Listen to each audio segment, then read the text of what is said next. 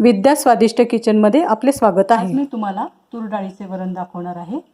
त्यासाठी मी जिरे, मोहरी, मीठ, हिंग, हळद, कढीपत्ता आणि 6-7 लसणाच्या पाकळ्या मोठाट चेचून घेतले।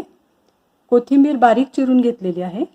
3 हिरव्या मिरच्या मी बारीक कट केलेल्या आहेत आणि कांदा हा छोटा घेऊन तो पावभाग बारीक कट करून घेतला आहे आणि एक मध्यम आकाराची वाटी मी तूर डाळ घेतली आहे आणि फोडणीसाठी तेल घेतले।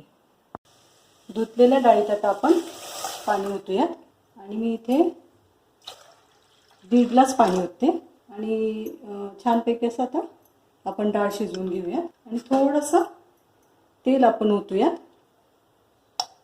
हे बघा तेल ओतले मी थोडंसं आणि 1-2 चमचे जरी ओतलं तरी चालेल आणि त्याच्यामध्ये आपण आता हळद घालून घेऊयात। त्याच्यात आपण हळद घालूयात। डाळीमध्ये 2 ग्लास मी पाणी ओतले आणि थोडंसं 2 चमचे तेल ओतून त्यात हळद टाकून ही डाळ मी आता शिजायला ठेवते।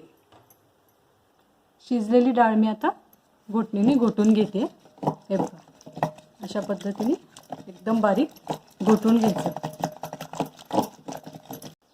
हे बघा मी अशा पद्धतीने डाळ मऊ मऊ अशी घोटून घेतली आहे बघा। आता आपण गरम पाणी ओतूयात।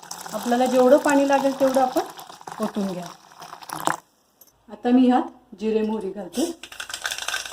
ते छानपैकी तडतडायला लागलेत बघा आणि त्यानंतर मी आता त्यात लसूण घालून घेते। त्याच्यानंतर हिरव्या मिरच्या घालते आणि थोडंसं असं हलवून घेते आणि मी आता त्याच्यानंतर मी आता थोडीशी कापलेला कांदा घालून घेते आणि त्या पाठोपाठ मी आता कढीपत्त्याचं पाणी घालते आणि आता हलवून घेते छानपैकी आणि त्यात मी आता हिंग घालते। हिंगाने कसं पोट साफ राहतं आणि आरोग्यास हिंग अतिशय चांगलं आणि गुणकारी आणि त्यात मी आता हे शिजवलेलं वरण घालते। अशी फोडणी छानपैकी बसली पाहिजे वरणाला। वरणाला एक उकळी येऊ देऊयात आणि मग मी नंतरून गॅसची फ्लेम बंद करून घेणार आहे। वरण छानपैकी घट्ट तयार झालेलं आहे आणि आपल्याला दाखवते।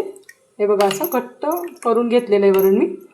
आपल्याला जेवढं पातळ किंवा जेवढं घट्ट हवं असेल ना त्या प्रमाणात आपण पाणी ओतून वरण तयार करून घ्यायचं, वरण बनवून घ्यायचं।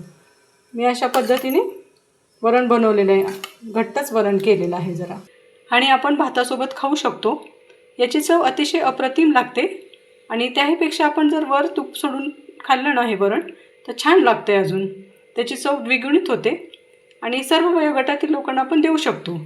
त्याच्यामुळे ते तुम्ही नक्की करून पहा आणि आपल्याला हा व्हिडिओ कसा वाटला ते मला कमेंट बॉक्समध्ये जरूर कळवा। व्हिडिओला जास्तीत जास्त शेअर करा आणि लाईक करा। धन्यवाद।